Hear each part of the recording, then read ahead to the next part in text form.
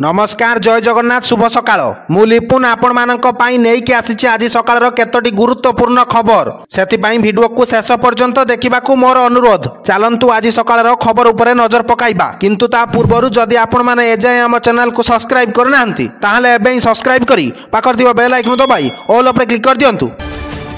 आसंता 27 और 28 रे लघुचाप 2 दिन ओडिशा रे प्रबल वर्षा एने आंचलिक पाणीपाग केन्द्र पक्षरु आकलन करा जायछि। तेबे सूचना अनुसार दक्षिण ओडिशा रे वर्षार प्रभाव अधिक रहिबो। रायगड़ा कोरापुट मालकानगिरी जिले में प्रबल वर्षा हेबार अधिक संभावना रही। यह सहित आसंता 6 दिन पर्यंत सारा राज्य रे कालबैशाखी प्रभाव रहिबो। तेबे आगामी किछि घंटारे 26 जिले में बिजुली घड़घड़ी सह वर्षा होई पारे। तेबे आगामी 2 रु 3 दिन मध्यरे दक्षिण पश्चिम मौसुमी वायु केरल उपकूल छुईबा पई पाग अनुकूल रहिछि। परवर्ती खबर एथर स्कूल पाठ्यक्रम रे सामिल हेबाकू जाउछि भागवत गीता।